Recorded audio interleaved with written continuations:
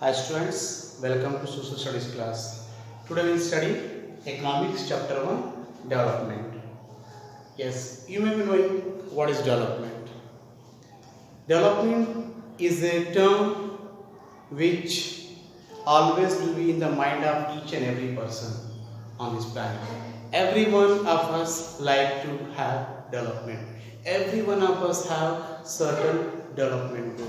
It may be as an individual, or it may be as an organization, or it may be as a nation. Every one of us want to have development in our life. So development differ from person to person, organization to organization, and nation to nation. The development is not same for everyone. It depends upon the person, the nation, and the organization. Today we shall study development and its various other forms of goals. See, development, as I told, it differs from person to person. So if you take the development goal for a person who is a landless rural laborer, a person is there, he is a landless rural laborer. So what will be his development? His development may be that he should have daily work, he should get good pay for his work. Throughout the year, all 365 days, he should get a job, because he don't have any land, he don't have any other source of income. So if he get a work only, he'll get a wage. Apart from that, if he has children, he always wish that in the local area we should have a good school, which should be of less cost, or it should be a good government school where he can send his children for education. Similarly, if a farmer who is very prosperous farmer, rich farmer, for example, take a rich and prosperous farmers of Punjab. So what will be his development goal? He may also think that he should have very good profit every year, or every agricultural season he should get very good profit in his field. He should get very cheap labor. His family should gain more and more income. His children should study in very good school. In spite, he may wish or will to send them to abroad for the higher studies. Similarly, if you take a woman who is from a rural area, she is having a land owning woman from a rural area. What will be her aim? As she is a woman, she may not go in the field to work.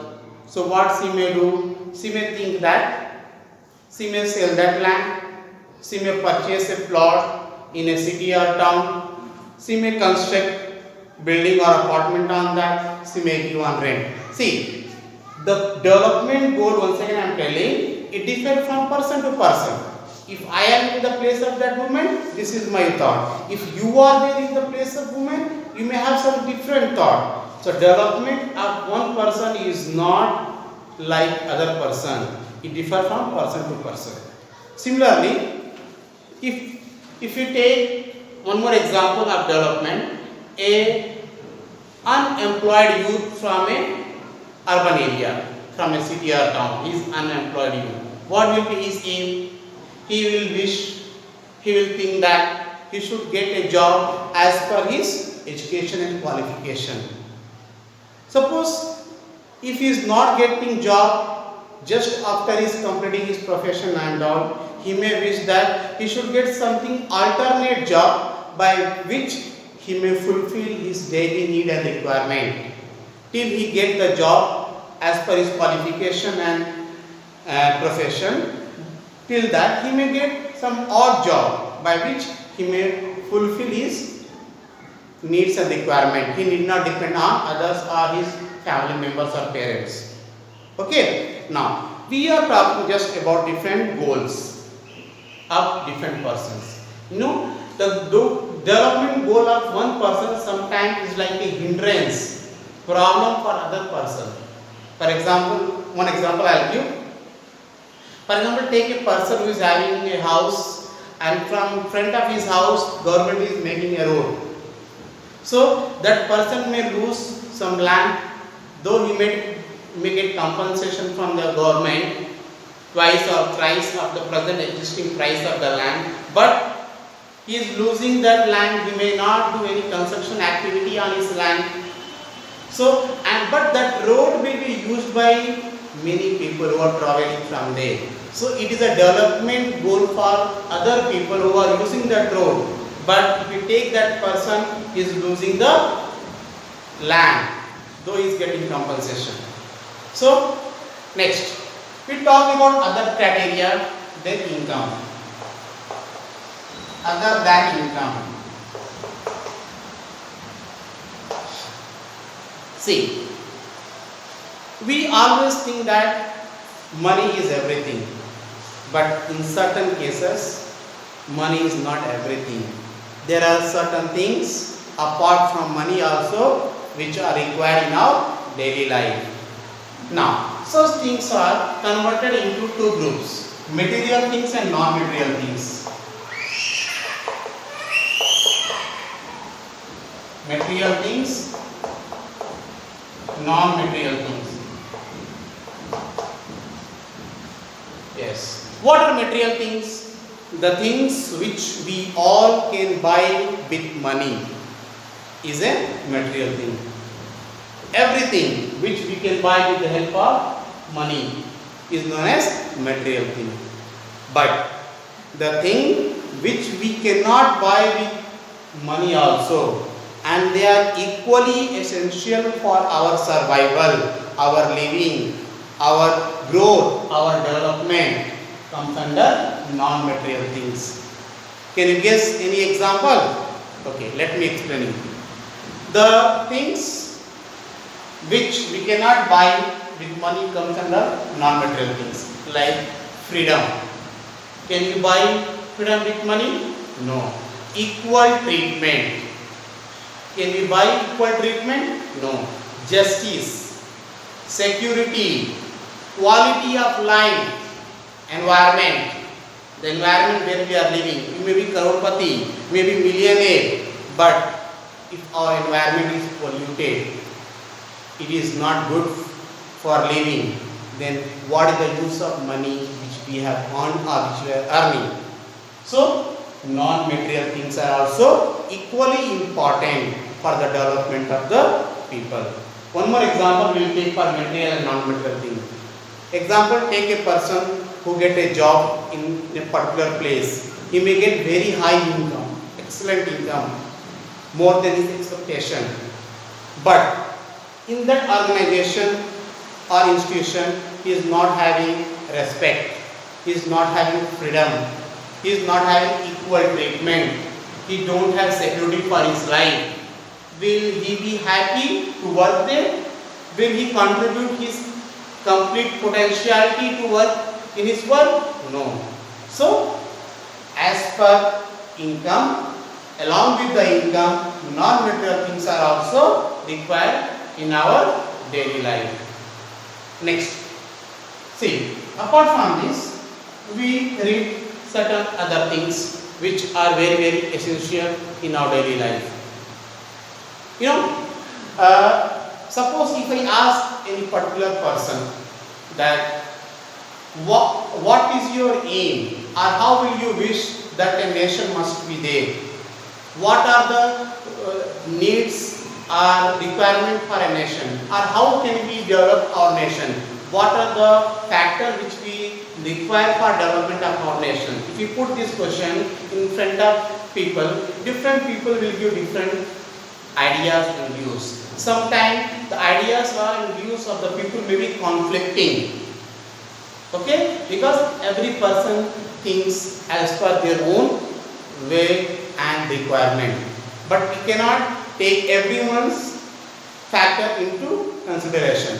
We have to take such factors which is good, which is betterment for overall people, which is developed, that such development goals must be taken into consideration, which must be a development goal of majority of the people of the nation.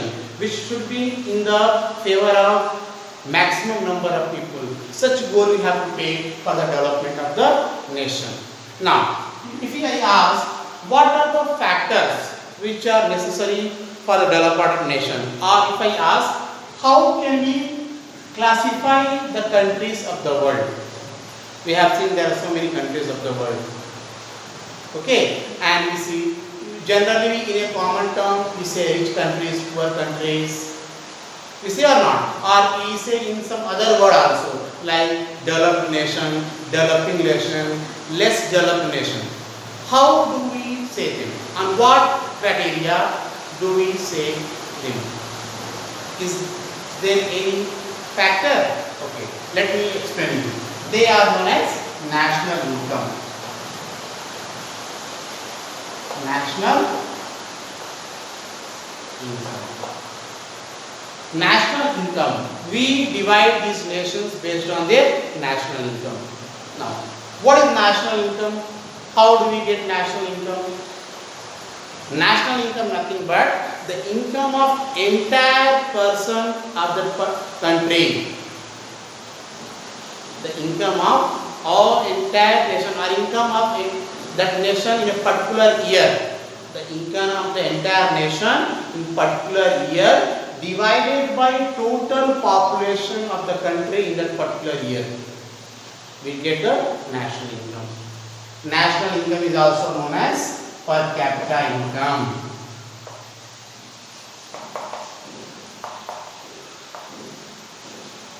It is also known as average income.